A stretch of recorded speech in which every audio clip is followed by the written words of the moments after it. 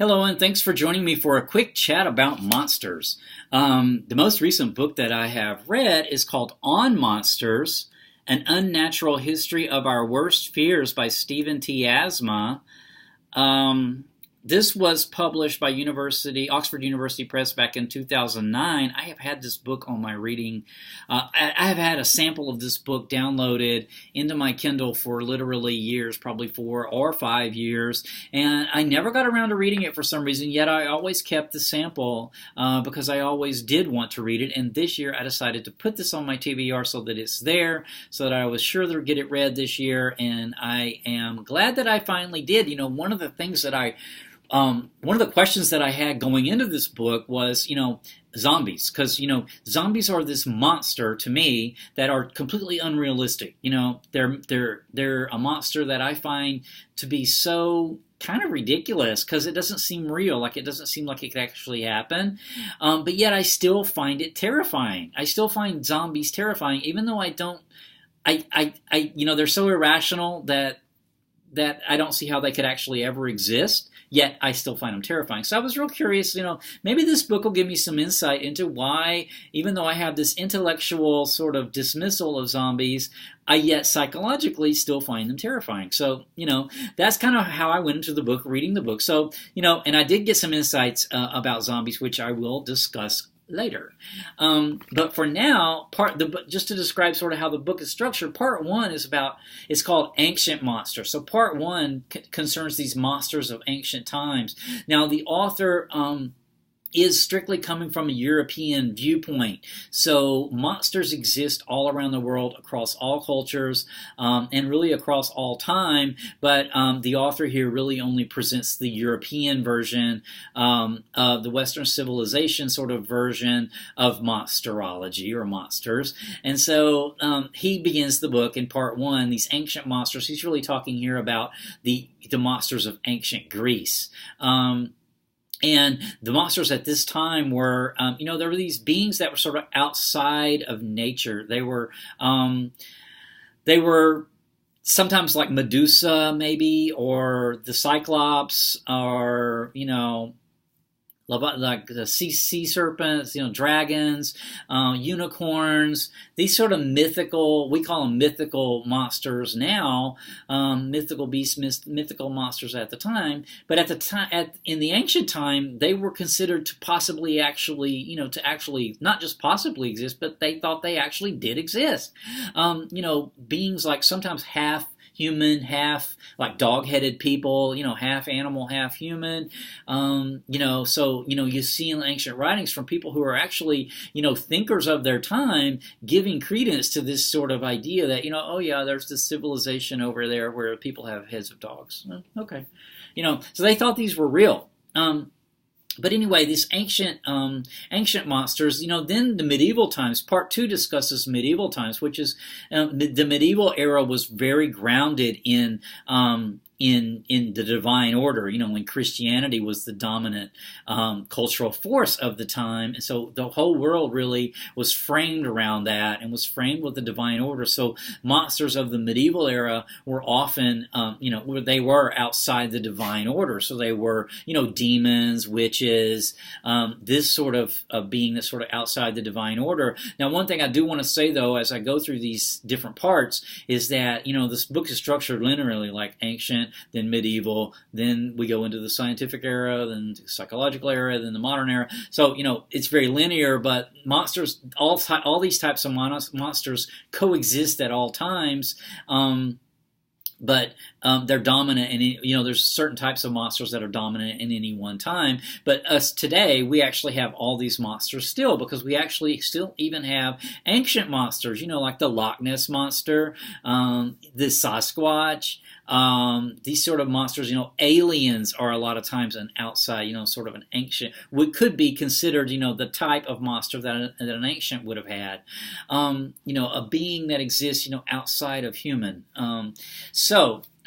But back to where we are. So medieval times, witches, demons, this type of thing. Then the third section is called the scientific monsters. The book of nature is riddled with typos. So, scientific monsters, the scientific era, the 18th and 19th century, when science was being developed, the science that we know today was being developed, and people were starting to really scientifically look at the world and look at nature. Monsters at the time were, a lot of times deformed people or deformed animals, and people actually collected these. There are museums that actually have collections of these deformed fetuses and deformed animals, and these were considered monsters.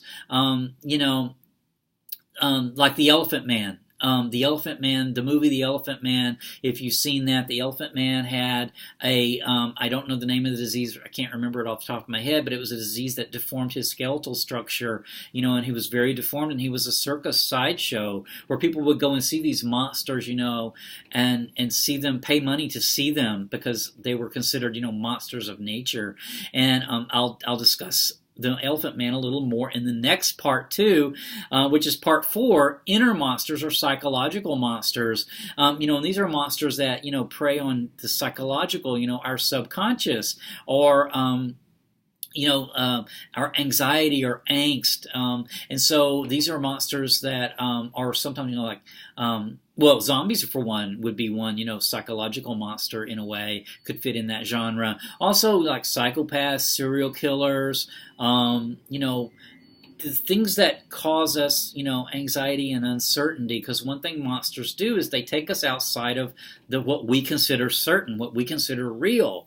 And so, in this section, he actually talks about the movies of David Lynch, and The Elephant Man that I just mentioned is a movie by David Lynch.